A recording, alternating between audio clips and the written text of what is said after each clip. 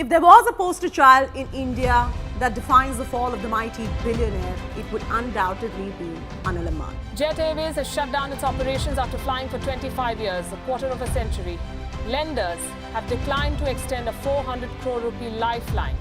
कभी देश के टॉप उद्योगपतियों में शुमार रहे अनिल अंबानी की हैसियत ऐसी हो गई है कि वो अपने वकीलों की फीस भी नहीं भर सकते।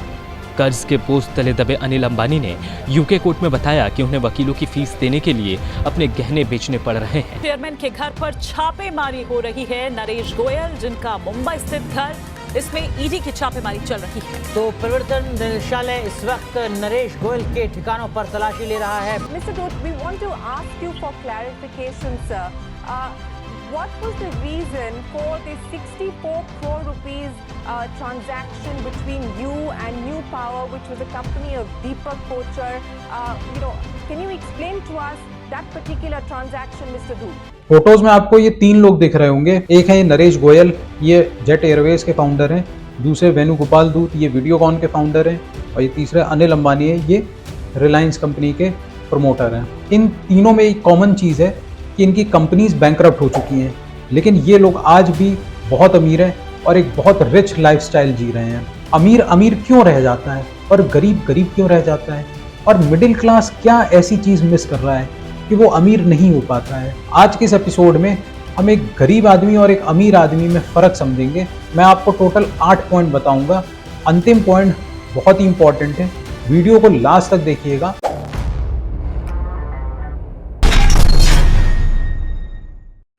तो सबसे पहले ओनरशिप पे बात करते हैं। जो अमीर आदमी होता है वो ऐसी चीज़ें लेता है जो उसे सच में अमीर कर सके, वहीं गरीब आदमी ऐसी चीज़ें लेता है जो उसे अमीर दिखा सके। तो फॉर इंस्टेंस, किसी भी गरीब आदमी या मिडिल क्लास आदमी की जब नौकरी लगती है तो वो सबसे पहले जाके लोन लेता है बैंक से, और उस लोन से वो एक कार खरीदता है, और उस कार को वो सबसे पहले इंस्टाग्राम पे और फेसबुक पे डालता है ताकि लोगों को ये लगे कि वो सच में बहुत अमीर हो गया है। और उसके बाद वो एक लोन पे घर खरीदता है। तो जो घर उसे 50 लाख में मिलना चाहिए था, बैंक के लोन के बाद और सारी किस्तें चुकाने के बाद वो हो सकता है घर उसे 70-75 लाख रुपए तक का पड़े। उसके अलावा क्रेडिट कार्ड पे एसी, फ्रिज, आईफोन, मैकबुक, ये सब चीज़ें आ जाती हैं ताकि एक फीलिंग आए कि हम बहुत अमीर हो चुके हैं। ये सब ना एक्चुअली एक लाइबिलिटी होती है। इससे ना आपको कुछ भी मिलने नहीं जा रहा है। अल्टीमेटली ये सब सामान कबाड़ हो जाएगा और आप इसे फेंक देंगे। और अब आप सोच रहे होंगे कि रेजिडेंशियल प्रॉपर्टी कैसे लाइबिलिटी होती है।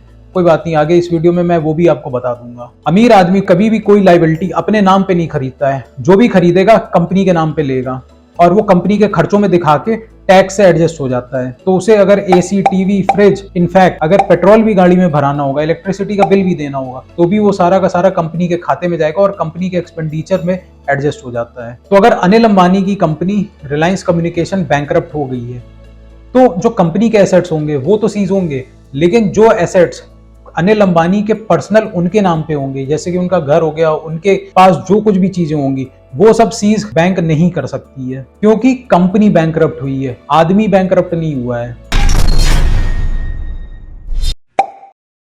गरीब और मिडिल क्लास हमेशा कंप्लेन करते हैं कि उनके पास किसी चीज के लिए टाइम नहीं रहता है, वो बहुत बिजी रहते हैं, मनी मैनेज करने में उन्हें बड़ी समस्याएं आती हैं। आपको तुरंत इंस्टेंट ग्रेटिफिकेशन चाहिए होता है, तो प्रायोरिटी जो होती है ना, वो दिखावे की होती है। तो अगर 100 रुपए जेब में है तो 200 रुपए की लाइफस्टाइल लोगों को दिखानी होती है। तो अगर आपकी हैसियत है एक मारुति अल्टो खरीदने की, तो आप उसकी जगह पे एक एसयूवी खरीद दोगे लोन पे, और उसके बाद पैसा कौन कमाएगा? बैंक। और बेसिकली बैंक का बिजनेस मॉडल भी यही होता है।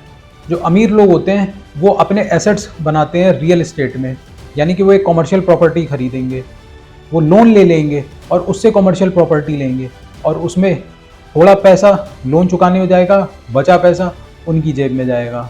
स्टॉक्स में इन्वेस्टमेंट करेंगे, स्टार्टअप्स में इन्वेस्टमेंट करेंगे, और कम समय में अपने पैसे को 5x 10x कर लेंगे। जबकि गरीब आदमी उन्हें सारे पैसे को बैंक की किस्त चुकाने में और क्रेडिट कार्ड का बिल चुकाने में खर्च कर देगा।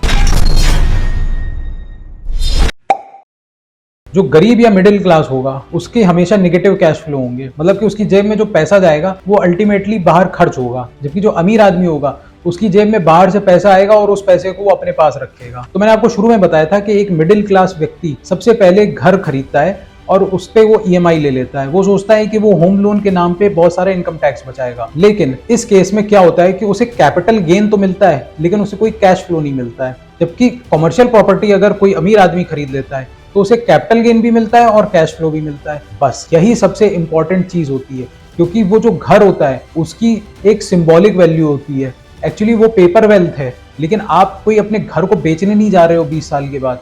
जब अगर आप उसे बेचते हो तो ही वो वेल्थ असल में वेल्थ है, अदरवाइज तो वो सिर्फ पेपर्स पे ही बनी रहती है। तो असली चीज क्या होती है, वो कैश फ्लो की होती है कि जो एसेट आपको पैसा कमा के दे और प्लस वो आपको कैपिटल गेन भी दे। सिमिलरली गोल्ड के केस में होता है कि अगर आप कोई बुलियन खरीदते हैं तो वो आपको कैपिटल एप्रिशिएट करके देगा, जबकि अगर आप कोई गोल्ड की ज्वेलरी खरीद लेते हैं तो उसमें आप दिखावा तो कर देंगे, लोगों को लगेगा भी कि आपने कितना ढेर सारा सोना पहन रखा है, लेकिन उसमें ना आपको कोई फायदा नहीं होता है। तो एक तरफ एक गरीब आदमी या मिडिल क्लास वो गोल्ड की ज्वेलरी खरीदता है, जबकि एक रिच आदमी चुपचाप गोल्ड का बुलियन खरीद के अपने बैंक के लॉकर में जमा कर देता है और चैन की नींद सोता है।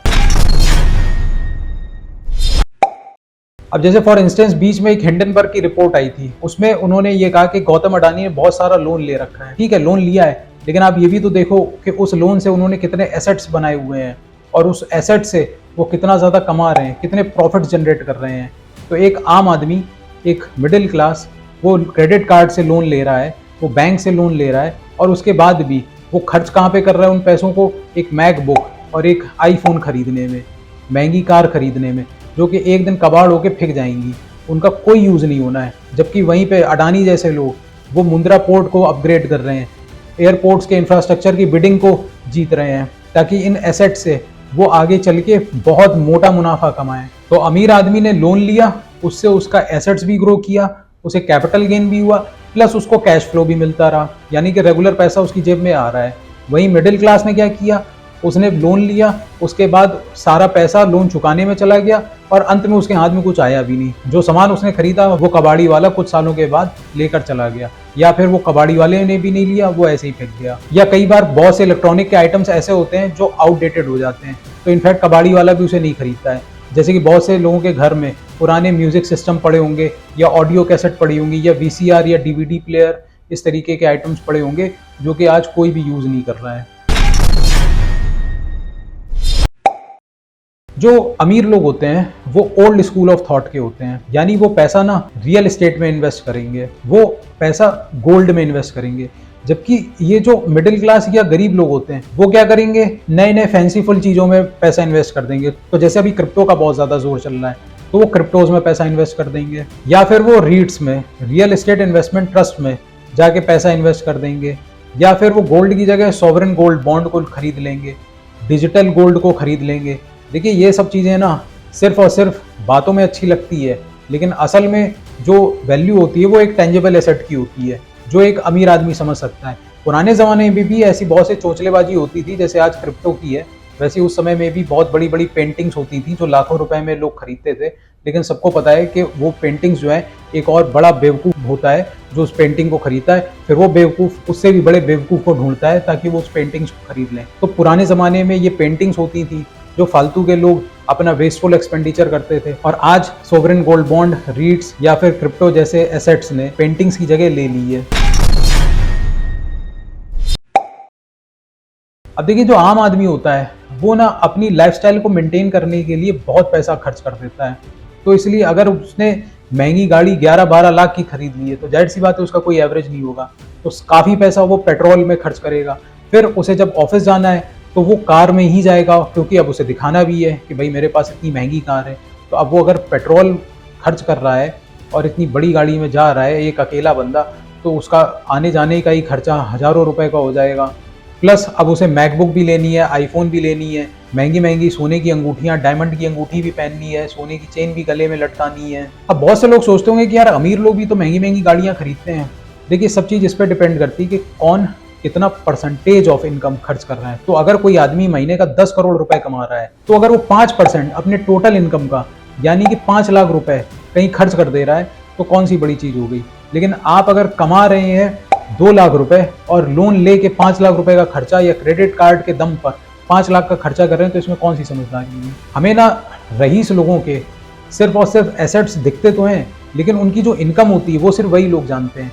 और हम यही चीज़ सोचते रह जाते हैं कि यार अमीर लोग भी तो बहुत ज़्यादा पैसे खर्च कर रहे हैं, हम क्यों नहीं कर सकते हैं। आप ये नहीं देखते हैं कि वो कितना परसेंटेज ऑफ इनकम खर्च कर रहे हैं, और आपको ये भी नहीं पता होता है कि उनकी इनकम एक्चुअली है कहाँ से और कितने कितने मल्टीपल सोर्सेज ऑफ इनकम होते हैं उनके। जो अमीर लोग होते हैं वो टैक्सेशन को बहुत अच्छे से समझते हैं। तो अगर अमीर आदमी के पास 1 लाख रुपए आते हैं तो वो 20,000 रुपए खर्च करता है कंपनी के नाम पे, और जो 80,000 रुपए होता है उस पे टैक्स देता है। जबकि एक आम आदमी ने टैक्स डिडक्टेड एट सोर्स सुना होगा। तो अगर वो 1 लाख रुपए कमा रहा है तो पहले 20,000 रुपए कट जाते हैं और उसके हाथ में आते हैं 80,000 रुपए। अब वो सिर्फ 80,000 रुपए ही खर्च कर सकता है। तो अमीर आदमी ना टैक्स सबसे लास्ट में देता है जब वो सारे खर्चे कर चुका होता है, जबकि एक आम आदमी पहले अपना टैक्स भरता है, उसके बाद जो कुछ बचता है उससे वो खर्चे करता है। अब इसमें ना देखिए ज़्यादा कुछ किया नहीं जा सकता है क्योंकि ये सरकार की पॉलिसी है, तो इसमें कोई बहुत ज़्यादा चेंजेस की आप उम्मीद नहीं कर सकते हैं।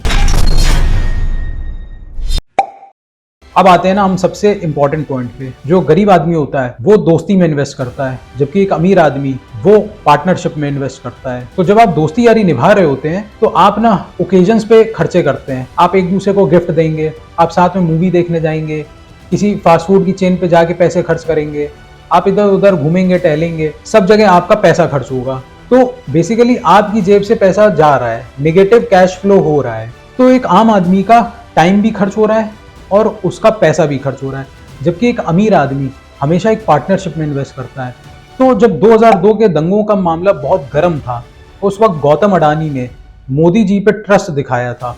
बहुत से इंडस्ट्रियलिस्ट ऐसे थे, मीडिया वाले ऐसे थे जो ये कह रहे थे कि गुजरात में प्रॉपर एनवायरनमेंट नहीं है, यहाँ का लॉ एंड ऑर्डर ठीक नहीं है। उस वक्त गौतम अडानी ने अपने इंडस्ट्रियलिस्ट फ्रेंड्स के साथ मिलकर प्रेस कॉन्फ्रेंस करी थी और मोदी जी के सपोर्ट में बोला था कि गुजरात एकदम सेफ स्टेट है, यहाँ पे बहुत अच्छा वर्क एनवायरनमेंट है और यहाँ पे बिजनेस करना बहुत आसान है। और उस मुसीबत की घड़ी में एक बहुत स्ट्रॉन्ग पार्टनरशिप अडानी ने मोदी जी के साथ कर ली थी। अभी कुछ समय पहले हिंडनबर्ग ने एक रिपोर्ट जारी करी थी जिसके बाद गौतम अडानी बहुत बड़ी मुसीबत में फंस चुके थे, लेकिन उस वक्त बहुत ज़्यादा प्रेशर के बावजूद भी मोदी जी ने कोई बात नहीं सुनी ऑपोजिशन की और किसी किस्म की जॉइंट पार्लियामेंट्री कमेटी की एक बैठक नहीं करी जो कि अडानी के खिलाफ इन्वेस्टिगेशन करे। तो बेसिकली अडानी जी ने जो उस वक्त एक पार्टनरशिप में इन्वेस्टमेंट किया था, मोदी जी ने भी इस मुसीबत के वक्त में अडानी का साथ दिया है। तो ये होती है एक अमीर आदमी की खासियत।